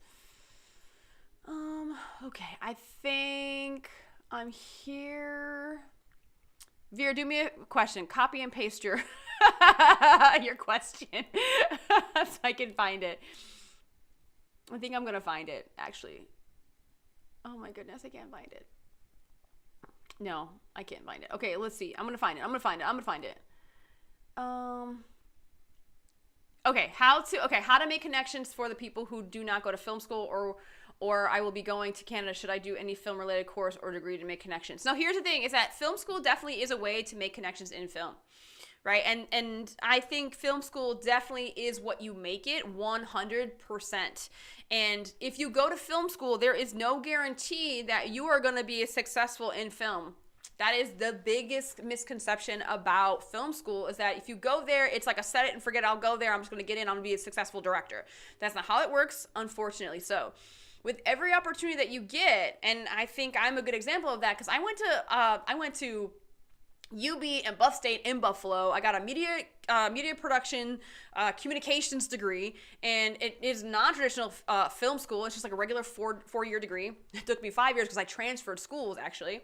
So I made the most of my connections and the neighborhood around me, because in Buffalo it was, we have indie film happening in Buffalo at the time. Definitely it's a lot bigger now, but at the time I took any project I could, right? And I made the most of my opportunity. So film school, film courses, all this stuff, you could take a certified film course.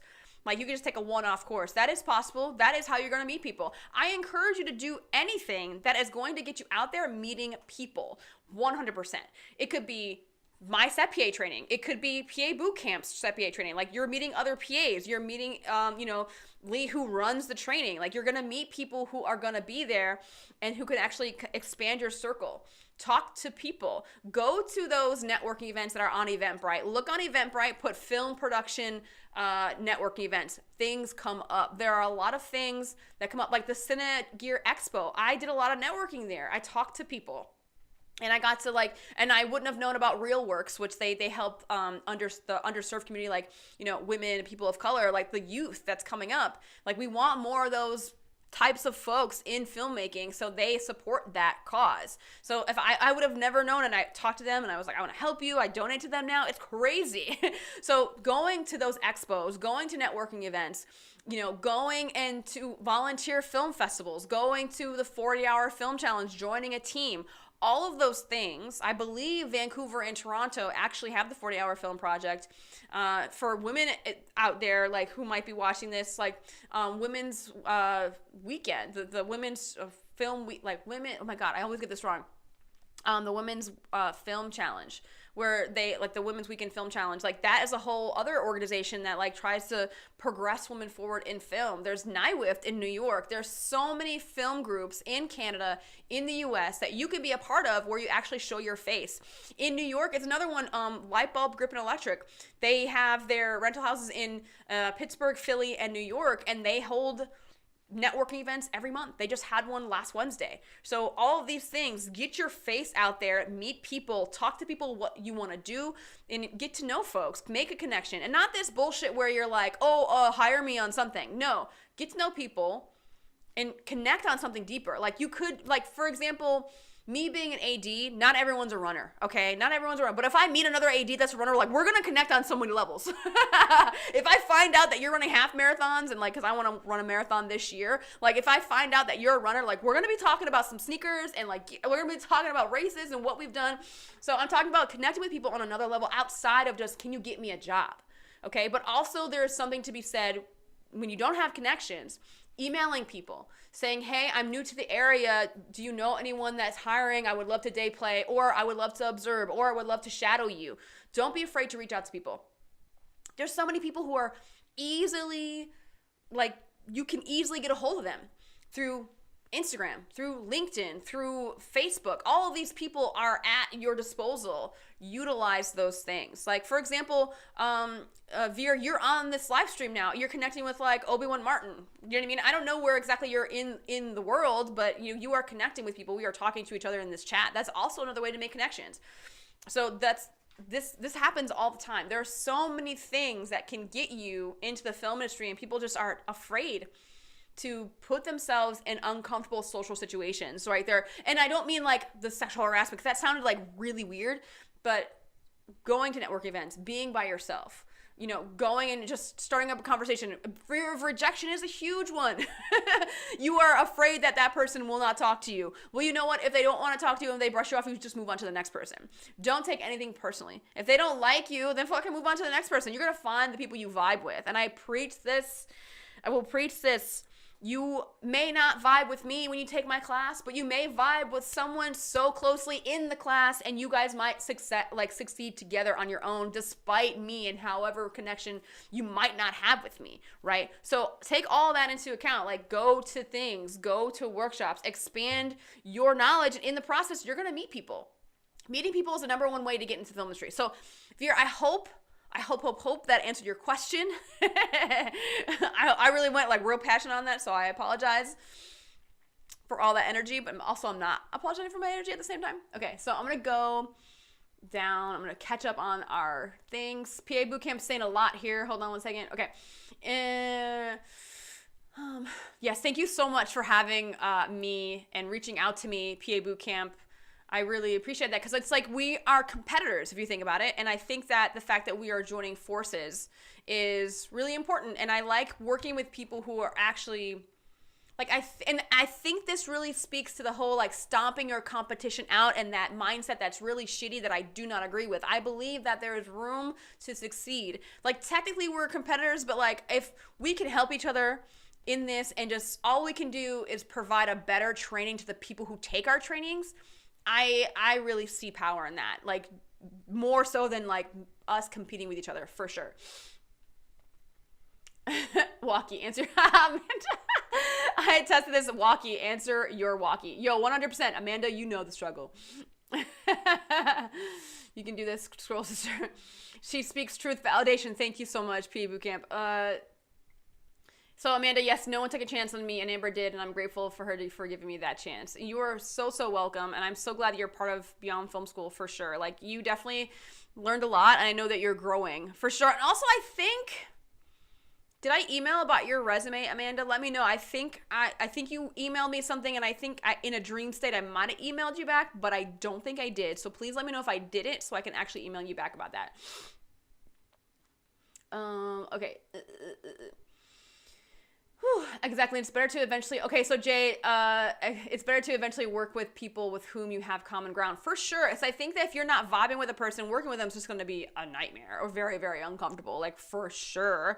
It is hard. And the one thing I will say is, like, when you keep doing projects and you keep working with people and you get to find out, like, who you like to work with, and then you start to work with the person more and more and more.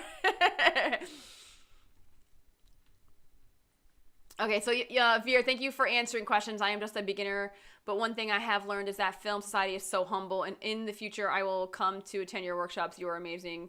Oh my God, thank you so much. Okay, good. Just not the one I corrected. Okay, yeah, so then I have to. Okay, oh, Amanda. So while you're here, Amanda, and I can tell you face-to-face, well, not face-to-face, why I can tell you verbally without trying to type this out, is that I think you are going backwards on your resume. Because I think you have to remember all the notes I give you are cumulative. Don't forget, like, if I say, okay, well, fix your margins, and the next thing I say is, okay, make your name big, but then your next resume you give me is, your name is big, but you didn't fix your margins, right? Like, you are going backwards for some weird reason with your resume. So the last one that you sent me was, like, worse than the one you had before that. Now, I preferred the one before that. So it's like, you have to remember all the notes are cumulative and put that all on one resume. So just make sure it's one page, margins are nice. I think that's the one thing that I think you kind of like were forgetting some of the past notes. So just make sure you're gathering them all together. And yes, make sure that it's one page, because I think it was like you used bullets, but then you took out all the other stuff. It was like weird. So I don't want to say make another one, because this is like an ongoing journey for you, but the one that you submitted, the first page of that 2-page resume that you sent me was acceptable. And I know in that resume stream I did last month, I told you that, like, I like the format of the next one, but you had to clean up some lines. You had to, like, make your format nice and neat. So make sure whatever format you choose, you're nice and neat, but you're also staying concise and using those bullet points and not being too wordy, okay? So that was, like, a quick little resume review for Amanda, but because she's a member, I'm going to do that for her. So I encourage you guys, check out my website, the workshops that I have. Also, I do one-on-one consulting as well. Some people are like, can I talk to you? And you can. I mean, I obviously have to make sure that I am. Oh wait, I'm missing a question for PA Bootcamp. You can work with someone you connect with from your first show to your second show. It doesn't take long if you do it the right way. This is true. This is so true, because, for example, I will say this. I had a really bad attitude, and I just was like, I thought I just knew better. I was smarter, and I was like, why the fuck am I doing this? Blah, blah, blah, blah. Like, I just was just in a bad spot. I also didn't know who I was at this time when I started to work in New York in 2012. And I just expected to excel, and I expected to get more responsibility, but I just didn't. Right. And I just was wondering, and also I was very, very, not shy, but I was way more timid. I didn't have as much confidence. I didn't talk to people. I did not want to talk to my peers at all, because I was like, fuck, I got to talk to this PA who wants to know all, because I really felt like they didn't want to get to know me. Like, they were just trying to manipulate me into just networking with me. So I had a real bad attitude about all of this. Right. And when I worked on Gotham, this was like, not the Gotham everyone knows. It was a pilot that never made anywhere that apparently is going to be made into a TV movie now. That's why it's at the top of my IMDb now. But I got to know one person on that show, and that person thought I did a good job, regardless of my bad attitude. Or maybe he saw something in me that, like, he saw the good side of me. He got to know me, right, on a deeper level. And that just sounds like he was my boyfriend or something, but he was not. But then he called me for the next thing. He was like, you can do this. You can help me here. And I walked away from film because of personal things, whatever. I just was losing sight of trying to get my days and like day playing and stuff like that. But then I reached out to him again and was like, hey, I'm back in the game. Like, do you have anything? And like a couple weeks later, I was on something else. That one person got me to keep going in film because I connected with that one person, and all it takes usually is one person to keep the ball rolling. And then I got on my next thing, and then the next thing, and then I kept connecting and getting to know myself better, and getting to know like what my flaws and weaknesses were, and getting just better as a person, and how to socialize better. And like for me, I think my success definitely is attributed to me knowing myself and having confidence in my abilities, and making sure that like I'm not trying to stomp other people out, or this is not a true competition. And so I think knowing yourself gets you way, way further than a lot of people believe. So, and those true connections will definitely keep your career going. But you have to make connections with people. Like, not this like, oh, well, we kind of work together. I'm like, but it's like, people hire their friends for a reason, because they've made a connection. So this is all very, very it's all very deep, but it's all very true for me. So Veer, last question. I am learning from books, watching tutorials. Is this a good way? Of course. Because here's the thing, is that film school is expensive. It's expensive, okay? It is so much money. And the 5 C's of cinematography, I picked up like all these books right here are like my like film things, like Running the Show by Liz Gill. Like, that is like my AD Bible. Like, those books teach me how to be a better AD. They teach me all about like all those things. Teach me better like how to, other than like going to a class that's going to be super expensive. Watching tutorials is a really good way to, figure out things you can try on set. There is nothing wrong with reading and watching YouTube videos to be a better filmmaker. Like, that's why those content creators make that content. That's why those authors make those books. That's why they write those books. They can share the knowledge that they have, and they can give you a leg up. If you really think about it, if you spend your time reading, like, you can gain so much just by reading, because that person put it all in one place for you to absorb that information. So reading books definitely they're a really good way to learn, and watching tutorials 100%. But they have the best knowledge. Of course, I mean, I'm a very slow reader. It takes me forever to read a book. Like, my reading goal is like 12 books a year. It takes me so long to read a book. My niece, on the other hand, she can read like 150 books. I mean, her goal this year is 150, and she's already at like 40. It's like 40 something, and it's only March. So like, definitely go out and just try different things, and and do different things, get out there, meet people, and you'll definitely just be more creative, putting yourself out there, meet more people. You're definitely going to succeed. Trust me on this. Okay, so that is it for now. Please check out my website, beyondfilmschool.com. Please, if you are trying to be a set PA, I would love to have you in my set PA class happening in May. Check out PA Bootcamp. They have things happening. Also, they have LA classes happening fairly soon, Leah, if I'm not mistaken. I think there's like one coming up in a couple weeks, I think. And then they're coming over to New Jersey in April. Check out pabootcamp.com, beyondfilmschool.com. Become a member if you want that priority. You want to be a VIP for Beyond Film School. I'm happy to have you. So thank you so much for watching this live stream, and for commenting and participating, and just being amazing community for me to just like nerd out with you for a little while.